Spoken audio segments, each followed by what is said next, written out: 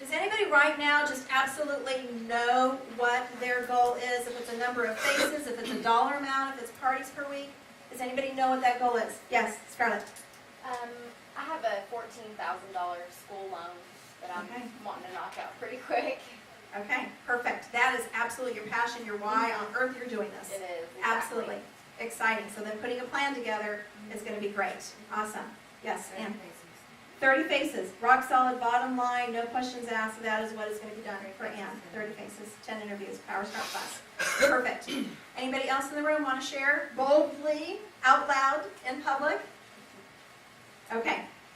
Well, this is where we get into the stuff where I really wanted to be. Wanted to kind of blow that out pretty quickly. If you have questions about, okay, Sheila talked really fast, I have no idea what to do with this, don't wait another quarter. Call your director. Talk to me afterwards. Let's figure this out. Because we know that if we don't have a target, we're going to wander around aimlessly until we self-destruct, right? Nobody's self-destructing, okay? If you disappear next quarter, we will know what happened, and I will miss you desperately. That is not what we're going for. Okay, so let me ask you this. How important is this goal to you? Figure this out. How important is this goal to you? How important is this goal to me? Why is it important to you? Why? It cannot be my goal. When I share the opportunity, when I have a new team member in my unit, I never give them a goal. It can't be mine. It has to be something for them. And then, here's my question. Will you let anything get in the way of this goal? So once we have our goal, if you will, on your sheet, your goal sheet, I want you at the bottom to write, am I willing to do this? Am I willing to do this? Because once you take the time and do the math and figure out how many faces, how many bookings, what your sales are going to be, and it makes perfect sense based on numbers and what the results are, that's when you go back and you take a look. Or if you're going to just draw a line in the sand and be sure that this gets done. Okay, so let me ask you right along with that. Have you ever had a goal that you've missed? Really? You have? Okay. Well, I will tell you that it did take me 4 times to become a sales rep. I missed those goals. Plus Brandy's body, she was with me for all of them. Yay! And she still has me. Okay. The thing along the journey towards your goal, it's a journey. It's a growth. You can allow it to change you and to use it as a stepping stone. Never is it a place to beat yourself up, right? Well, I can say that to this, this group here because many of you were here last quarter and you're still here and you survived, okay? Many of you were stars, right? The stars in the room, raise your hand. Woohoo! And I don't know if you've done this yet, but when you order your star prize, please remember to send it to your sales director because we're going to have a huge opening celebration. It's going to be a blast. Okay. All of that was a lot of words and a lot of questions, and it's really designed to get you to think. Okay. Now, if everybody will pick up their toes off the carpet just like Dawn's. Pick your toes up off the carpet just a little bit, okay? Because for some of you, I may be about to step on them. Okay? I'm looking around the room, of course I can't see Scarlett's are back there, I can't see, okay, we're up a little bit. Okay. I'm thinking that I have in this room the big girls, right? This is the big girl room, right? This is a group that says out loud, I'm in this for money, right? Let's write down on that piece of paper that's getting a lot of ink on it. Think for a moment. Why did you miss your goal last quarter? Why did you miss your quarter? Why did you miss your goal last quarter? Now, some of you may have hit your STAR goal. Hallelujah. I will tell you I did not hit mine. Okay? I did not hit my goal. I have an excuse for that. So write down. I want to see that everybody has something written down. And if it wasn't, if it was, okay, well I hit this goal and I hit this goal, but I missed that one, then right this moment we're kind of going on the negative thing. Okay? So, is everybody looking down their paper why it is that they hit their goal?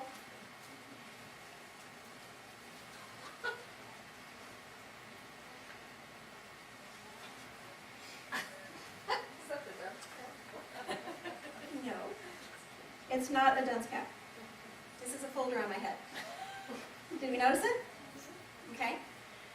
What I want for you to just think about, because the rest of this is going to be about our thoughts. Okay? This is about our thoughts, because we already established that this is a big girl room, and I've already warned it. I may be stepping on toes just a little bit. I see her still. She's like, okay, I'm waiting for her to come and crunch. Go ahead. Yeah. This folder right here that's on my head kept me from my goal last quarter. This folder right here. This one thing that, I don't know if you saw me, but I picked it up. And I put it on my head. And it kept me from my goal. Okay? And so what I want you to do is just think about, what on earth is she talking about? I've never heard such a thing, right? And if I can have your permission, I know that this is not Bible study. I'm just going to read you a story that's out of this book, if I have permission. Okay, I have one nod, 2, 3. Okay, a few. Okay, hallelujah. I think I got nods across the board. Okay, oh, that was a hallelujah, wasn't it? Oh, sorry.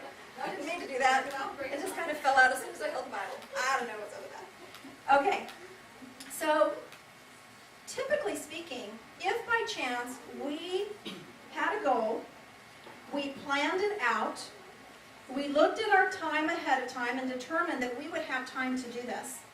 We figured out why it was important to do it, and then we asked ourselves at the bottom of the page, am I willing to do it? And yet, I missed it.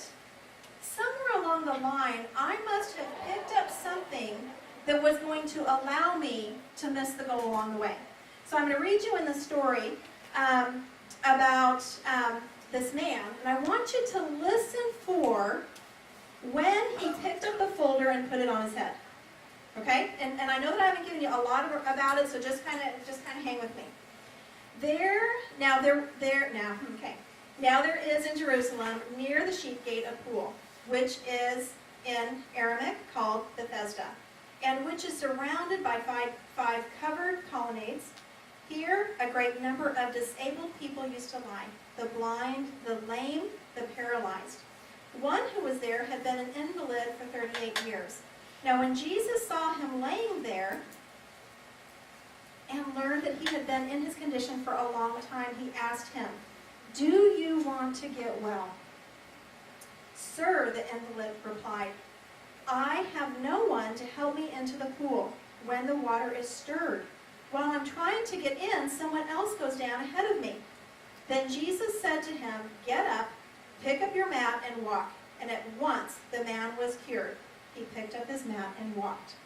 Did anybody hear the folder? What was it? His excuse. His excuse! What did he say? I can't. But you don't understand, right? You don't understand. I have this. Now, did Jesus ask him, "Why are you not healed?" No. He said, "Do you want," the man was asked, "Do you want this?" Right? And he answered why he couldn't have that. So what I want to just kind of challenge you to do is listen to yourself. When you put a goal out and you've planned it and you've decided it's good, and when you're about to pick something up that's going to keep you from that goal, realize that your sales directors are going to hear you say, you may be saying something like, who is brave enough to share the reason why they didn't hit their goal on their page? Yes? I said I made excuses and let life get in the way and did not plan ahead. And didn't plan ahead. Okay, perfect. A couple of postponements and got discouraged. Postponements and got discouraged. And what your director is going to hear, I put a folder on my head. Okay? Okay, who else has one? Postponements and got discouraged is a really, really great one. Life got in the way, right? And didn't plan ahead. We're fixing that right now, aren't we? Are we good about that? Nobody else is brave enough to even share. Like, what about... but I'll tell you what. Okay, who's your director? Mary Ellen. Okay. What's so fun is really, it doesn't matter what you say. It's all the same. It's all the same. It doesn't matter. Okay, so we just kind of recognize that you already had a goal. You already put it in place. Nobody put it on your head, right? It is something that you picked up. Okay, what are you going to do about your folder if your goal is really important to you? Okay, because there is stuff. I mean, I have a son. Does anybody have any children at home? Okay, does anybody have any men at home? Okay, dogs, cats, a mother, a father. Okay, any one of them can spill stuff onto your plan. A job. Does anybody have a job? Another JOB, Journey of the Growth, right? They can put stuff on your plan. But if that plan is rock solid important to you, what are you going to do? How are you going to, what? What can you do about that? Work around it. Okay, work around it. Because aren't we in control of the rest of our time? Does anybody know anything about a weekly plan sheet? Okay, right? We may not have control of our school schedule or our JOB schedule, but we have control of the other time, right? How much time does it take to hold a skincare class? 2 hours. And I'm telling you what, pretty much everybody, no matter how busy they are, can find 2 hours. I have a couple gals on new in our unit that work 2 full-time jobs, and have children, and have men in their lives, and still can find a place to put 2 skincare classes. Okay? So that time thing.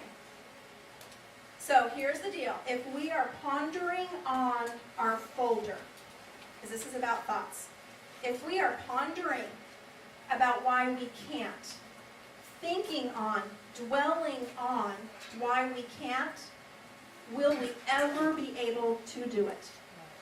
No, absolutely not. And I will tell you that very, very, very clearly that what we think about, we bring about. If we think about, my schedule's too busy, you'll never be able to. If you're thinking about those things. So this I know, that which we focus establishes our beliefs. It's our beliefs that control our actions.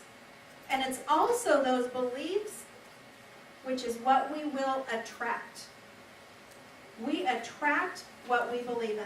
If we are feeling powerful, positive, all of that, it is going to be what we are going to attract. Did anybody hear what my vision statement is?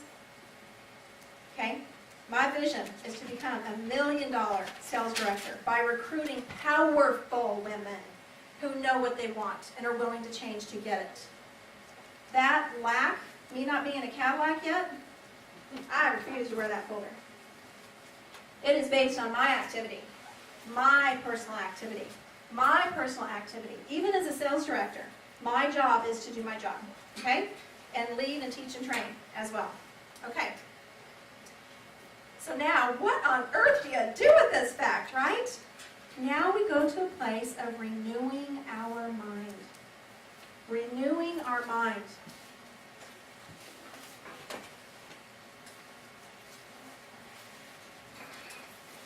If you want things to change, you must change something. You know that? Right? It's said a different way, a lot of different things. Are you to the point where the pain of staying the same is greater than the pain of change? Because a lot of times, if you're like me, I don't love change. You know, I started off with a big old S on my chest on that personality styles, which is slow and steady.